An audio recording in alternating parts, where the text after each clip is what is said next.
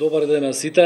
Добре дојдовте во владата на Република Македонија. Добро е што се уште ги владееме аналогните технологии, бидејќи се случува понекогаш техниката да откаже. Извинување во името на колегата Мухамед Хоџа и извинување однапред и за преводот. Не ни функционира системот аудио како што треба, така што одиме со микрофони како што порано се правеа пресконференции, а и сега на некои места. Одиме по ред. Значи, вчера ја одржавме 106-та владина седница.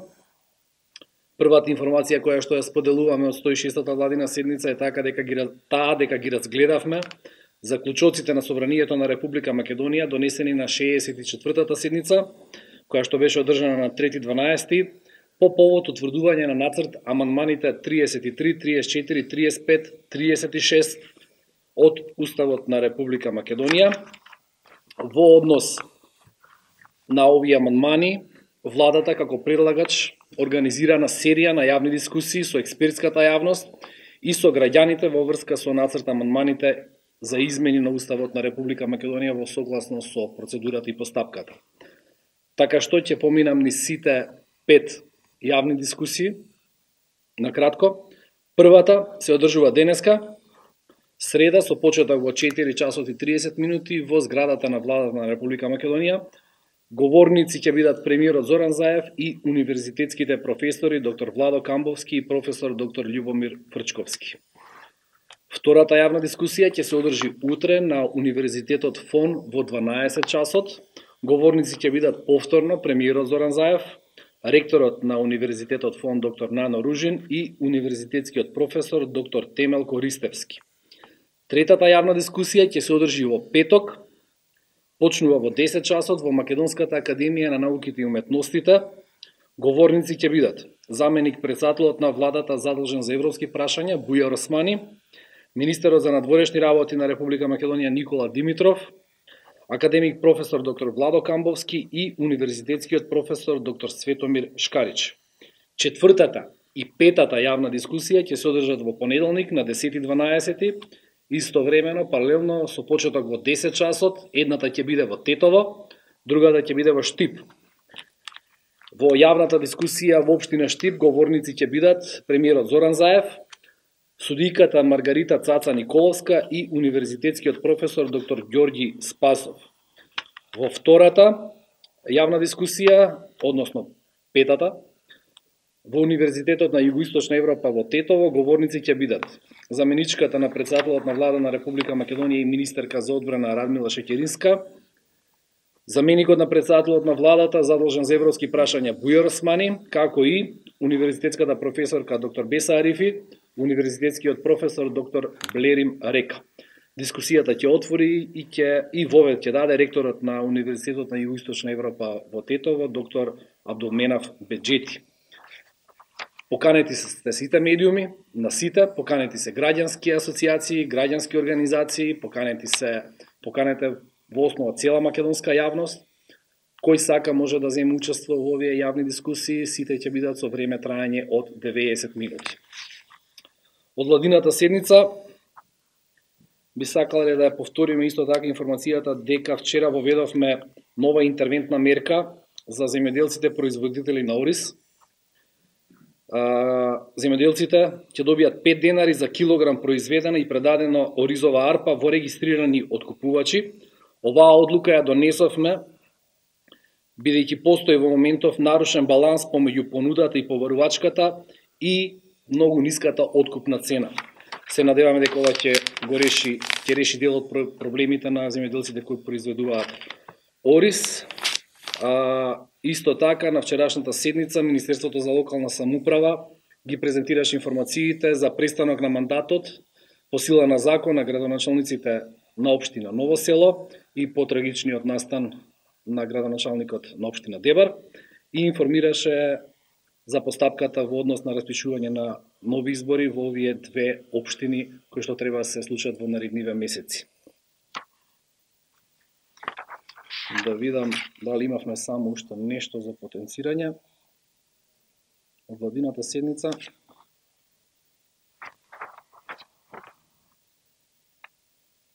Според мојот подсетник,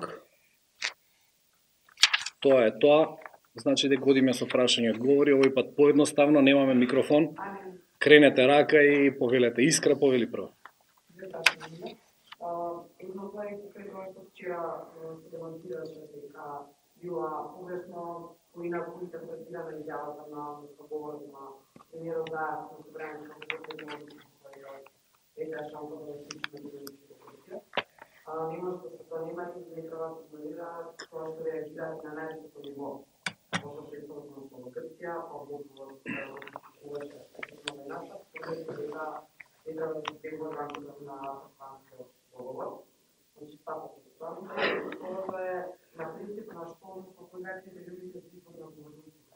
Најавната дискусија, зашто да имаме искуството, што се използувава јавната луѓе, Испанскиот договор и поделите на бројни недостатоци и последователно недостатоци на така натаму. Значи, зашто тие ги нема како говорници, значи на масата, да, не велите дека јавна дискусијата се покажа дека конвенцијите луѓе се точно луѓе што немаат. Значи, во однос на првото прашање, сакаме да бидеме тука многу прецизни, така што ќе се придржувам целосно во одговорот кон ставот кој што го има владата, бидејќи не сакаме во оваа ситуација да бидеме некој да биде погрешно толкуван или некој нешто погрешно да разбере. Значи, владата на Република Македонија е силно посветена на целосна имплементација на Преспанскиот договор и сите наши действија и изјави се прават со добра волја за да го поддржиме овој договор. Како земја која се стреми да влезе во Европската Унија, имаме целосно разбирање дека земјите се грижат за своите граѓани, а земјите на Балканот не се мешаат во внатрешните работи на соседните земји за било кое прашање. Во оваа насока, владата на Република Македонија го нагласува членот 4, став 3 од Преспанскиот договор, со кој се обврзуваме да не се мешаме во внатрешните работи на Грција, вклучувајќи и заштитата на правата на лица кои не се наши државјани.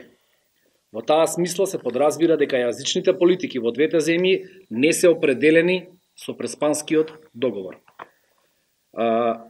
Владата на Република Македонија изразува целосно разбирање и почитување дека ова прашање за тоа кои јазици се изучуваат во Грција е прашање на внатрешни политики и прашање на внатрешни работи на Република Грција. Премиерот Зоран Заев е целосно посветен на политиките што ги носат европските вредности на Балканот и е посветен на целосно подобрување на добрососедските односи.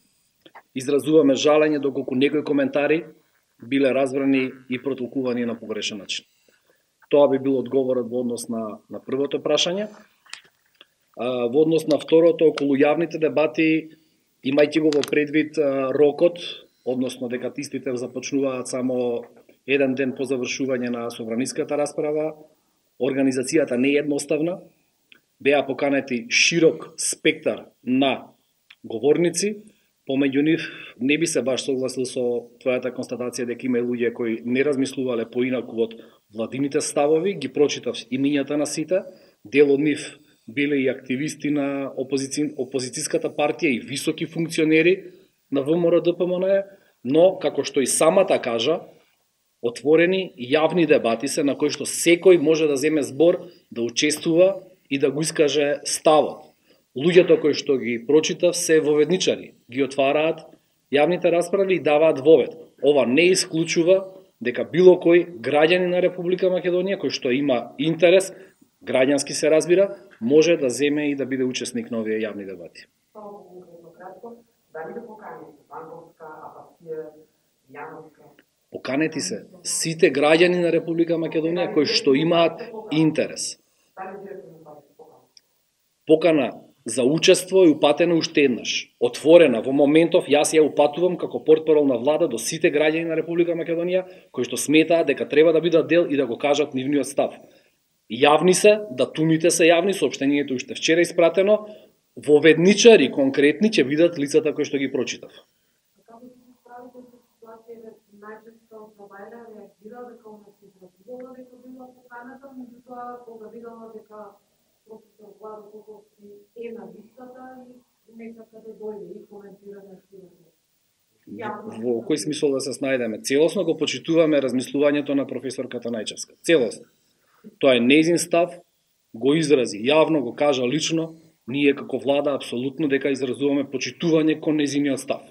Она не чувствува потреба да дебатира на јавната дискусија и тоа е се во ред. Нејзините ставови се исто така јавни, изразуваме жалење што можеби нема да дојде на јавните дебати, но тоа не значи дека нејзиниот глас не е послушан. Да измета тема. Повели. Значи, собранието донесе заклучок дека јавната дебата трае 5 работни дена. Точно така. Овде програма има за 4. Зошто се откажувате? Не се откажуваме, првиот ден беше среда. Не, простете, вторник. Значи, доцна во понеделникот стигна информациите, за жал не можевме да го организираме за да го искористиме првиот ден. Значи, вторник, среда, четврток, петок и понеделник, тоа се 5 работни дена, за тоа во понеделник имаме 2. Едноставно е, техничко е прашањето. И одговорот. Повели су.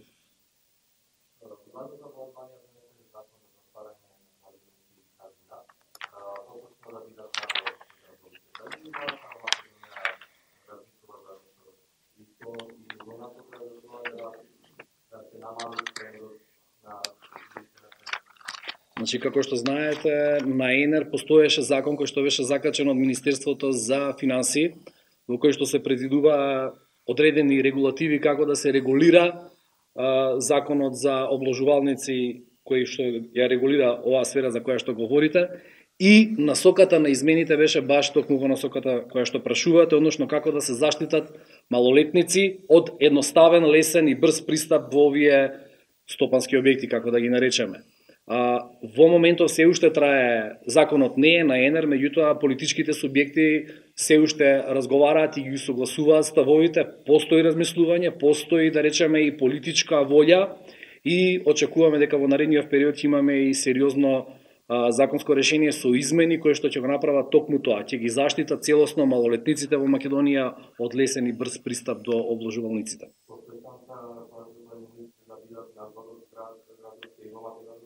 Не би можел да во моментов да ви дам специфични информации што ќе донесе законското решение, меѓутоа целта на тие измени е баш во таа насока, да се заштитат малолетните во Македонија од негативното влијание на овие субјекти.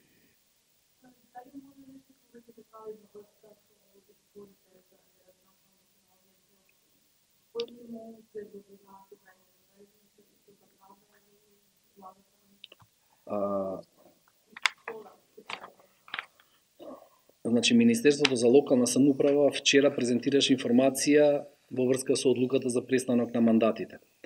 Тоа значи дека постапката сега понатаму продолжува во Собранието на Република Македонија, кое што ќе ги утврди датумот, времето, околностите кога ќе се случат изборите и се останато. Се разбира заедно во координација со Државната изборна комисија. Собранието ги презема понатамошните процеси. Повели, Александра.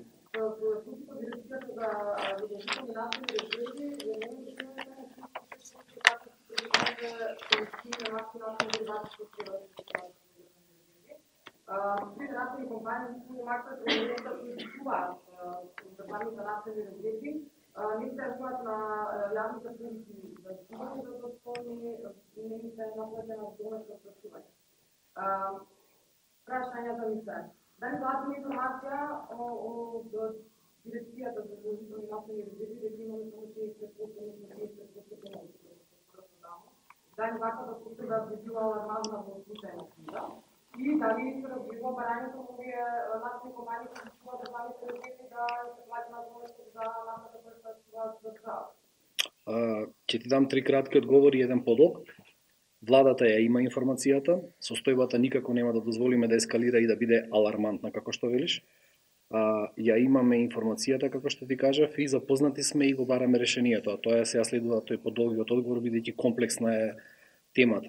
Значи, складирањето, односно чување на обновување и користење на задолжителни резерви на нафта и нафтени деривати се регулирани со закон за задолжителни резерви. Формирана и дирекција за задолжителни резерви на нафта, чија работа е регулирана со истиот закон. Ти давам бекграунд сега на информациите. Во претходниот закон за енергетика постоеше лиценца за вршење на дејност, складирање на сурова нафта, нафтени деривати и така натаму и така натаму. Во новиот закон за енергетика, кој што е на сила, Ваква лиценца не постои. Решението е во фаза сме на подготовка на измена на законот за задолжителни резерви на нафта и нафтени деривати, кој ќе треба да се усогласи со новиот текст кој што е на сила на законот за енергетика. Дополнително, согласно со законот за енергетика, министерот за економија донесува правилник за условите на објектите за складирање на сурова нафта, нафтени деривати, биогорива или горива за транспорт. Со овој правилник се пропишуваат условите на објектите за складирање на сурова нафта, нафтени деривати и сите овие, да не ги набројувам понатаму. Во постојана сме комуникација како влада со секретаријатот исто така на енергетската заедница по сите прашања кои што се однесуваат на енергетиката. Тоа е многу важно да го знаете. Оваа регулатива, ово усогласување се очекува да биде донесено во наредниве неколку месеци, со кое што ќе се надмине состојбата во која што ја посочивте. Но уште еднаш потенцирам, владата на Република Македонија нема да дозволи ситуацијата да стане алармантна. Значи, Министерството за економија треба да предложи уредба, влада да донесе да почне да функционира согласно законот за енергетика во Бараштонско парче очигледно. Не. Во оваа фаза подготвуваме измена на законот за задолжителни резерви на нафта и нафтени деривати, кој што ќе треба да се усогласи со новиот текст на законот за енергетика и на овој начин со овие измени ќе се реши проблемот. Дали имаме други прашања по велата? Ви благодарам на сите.